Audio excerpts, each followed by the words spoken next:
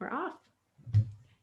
So Justin and Chrissy, thank you so much for being part of this today so that we could have a chance for the volunteers to hear from people who are actually in our groups, even though we are doing them virtually. So could you start with, introduce yourself the way you would if we were starting group right now? Go ahead, Chrissy. Okay, thanks. Hi, my name is Chrissy. I lost my dad to pancreatic cancer on October 19th of 2019, and I use she, her pronouns. Thanks, Chrissy. My name is Justin. I lost my mom to pancreatic cancer in 2002, and I use he, him pronouns. Thanks, Justin. Okay. So the first question we want to hear from you each about is what has coming to a support group at the Dougy Center meant for you and your grief? And whoever wants to go first can go first. Do you want to go first? All right, sure.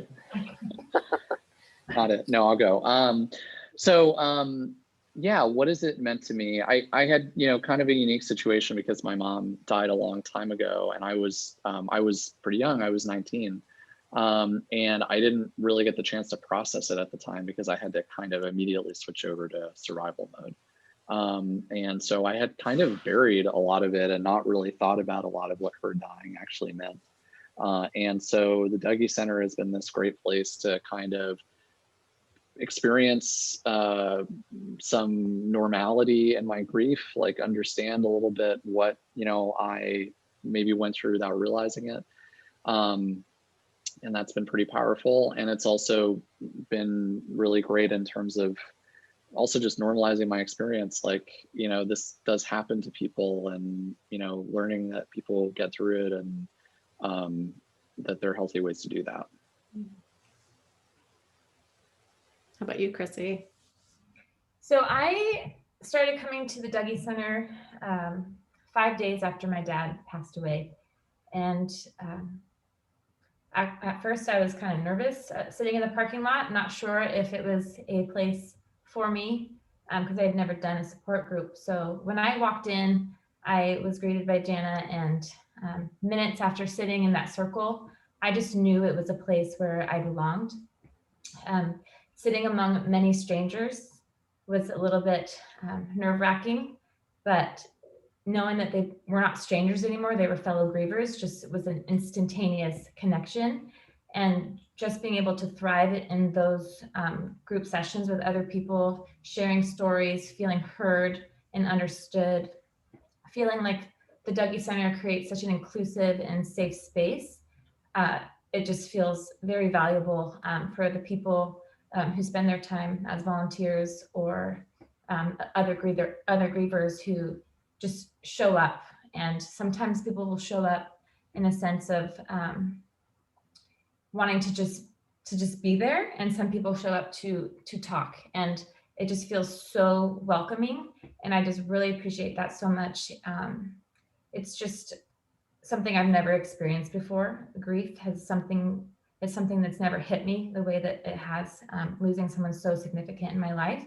So having the safe space to communicate and share every emotion in a dedicated time just feels unlike anything I've ever felt before, in a matter of community and support. It's interesting that I remember both of your first nights, and we have so many people come to the Dougy Center. I don't always remember people's first nights, but I definitely remember yours, Chrissy, because it was 5 days after your dad died, and I was like wanting to just sort of wrap you in cotton as you came up the stairs to the group room. And then Justin, I remember your first night, and you were like, "It's been so many years. Why is it important we remember?" And the group was "Oh, let us tell you why it's important to remember." Yeah.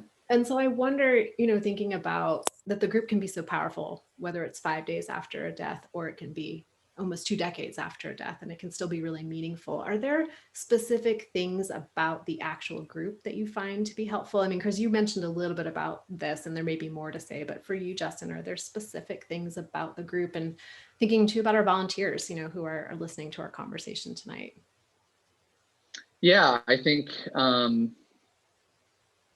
some of the specific things I find really helpful about the group are honestly the way it's structured. I think the volunteers are really good at making sure that at making sure everybody has time to talk. And I could easily see that being difficult to manage because, people have different kinds of stories, and I'm trying to figure out how to explain this. It's a really different experience from, talking to one other person about it or two other people, where you can just sort of talk for a really long time about everything you're feeling. And instead of me feeling like I need to talk the whole time, I'm getting a lot out of the things that other people in the group are encouraged to say and are saying. So I think that part of it, that's, like helping elicit the conversation with everybody is really important. And I can tell how difficult that is to do. So I think that's one thing that's really valuable. I think, that feeling of welcoming that Christy talked about is super important. Like, I was there on my first night. I was definitely, I wouldn't say nervous exactly, but I definitely felt a little out of place. And, I often have wondered, like, should I really be here? Am I taking up a spot from somebody else who really needs it? And I think the volunteers and Jana and Rebecca have both been really useful in terms of, like, said things that were really helpful in terms of like, no, I mean, this is like good and important for you to do, and making me feel validated. So that feels like a pretty big deal.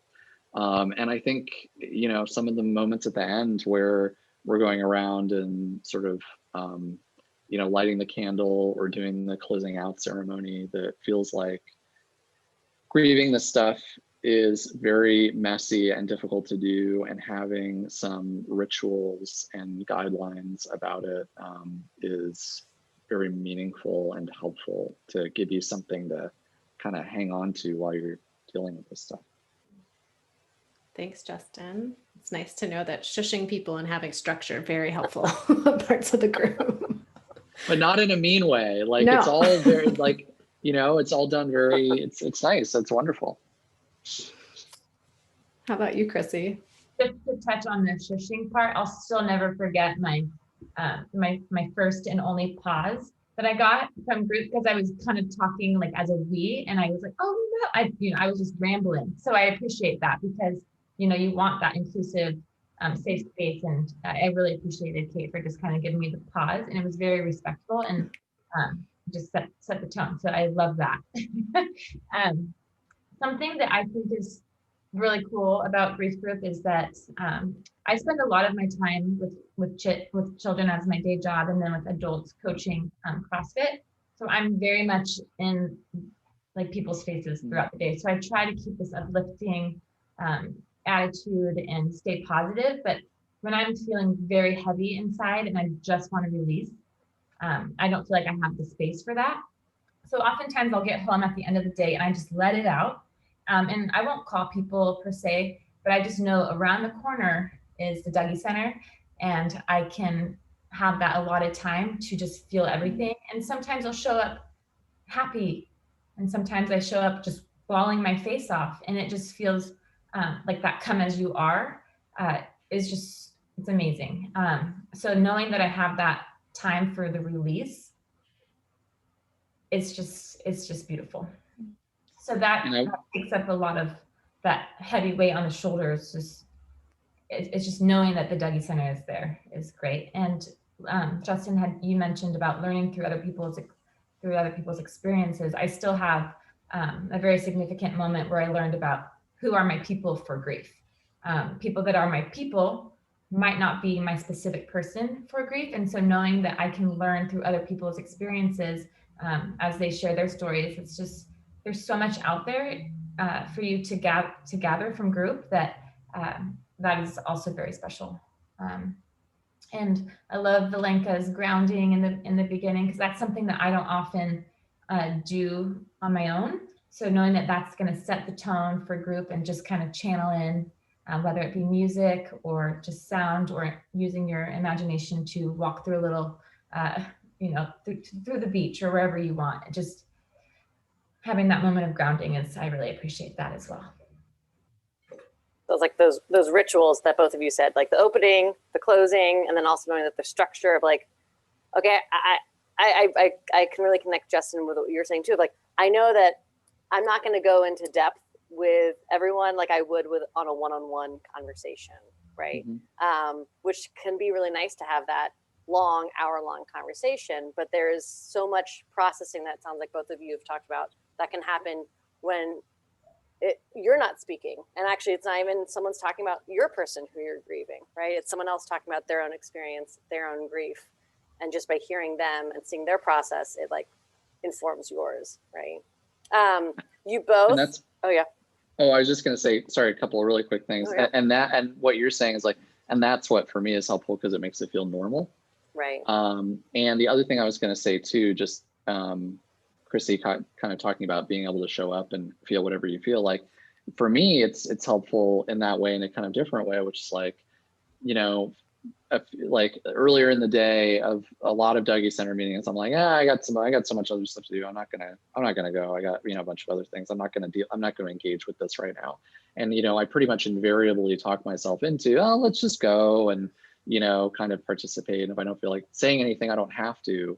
And it's just great. Like, it's just time that I have to engage with this. And like this is the time that I'm going to do this work. So anyway, that feels like an important component of it too. Yeah. Like set aside time. Yeah. Even if you don't say anything, right? Yeah, exactly. Sorry, can I include on that? Yeah.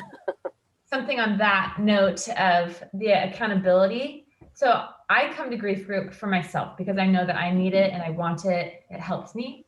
But there's also those times where it's like I physically can't be there because of schedules. Then there's the times where it's like, I have so much to do. But I think about people in grief group and I think about how I want to be there for them, And I feel like I hear other people say, oh, I really missed you guys last week or, 2 weeks ago. And I feel that same thing where it's just that it kind of feels like we're part of a team. And so you want to be there for your teammates, even if you feel like it's hard on you, just showing up, I think makes a world of a difference. There's an emotional commitment that I think we all have toward each other. Well, and that commitment, we've sort of asked you all to, at first it was come to Southeast Portland location and sit in these chairs, whether it's chairs on the floor or chairs raised above in regular chair level. Oh yeah, because Thursday night group got the comfy chairs. Yeah, we have the comfy chairs. Forgot, you all got to be in the living room. We were still sitting on the backjack chairs. So exactly. So we went from whatever chair level you were in person. 10 months ago, we shifted everything, and now we're saying, come to group in this format, right? Virtually, from your homes, from your cars, from your offices, from the gym. I remember, Chrissy, you've called in before on the mat, right?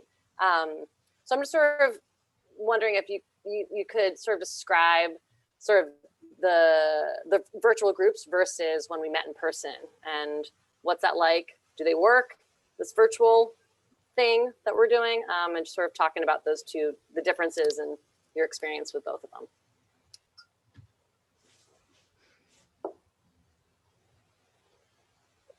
So we're talking about grief group Zoom now. It is actually really nice to minimize that travel time. It does make it a little bit more convenient to show up. And it works. It really works. The idea is that we're all together. We're sharing our grief together. And that is the important factor.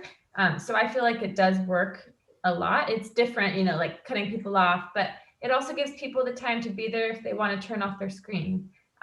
It also, instead of with the Zoom, you can like see people like, clapping or doing the silent claps and head nods. Whereas if you're in group, you don't see everyone. So that kind of makes a nice, fun element.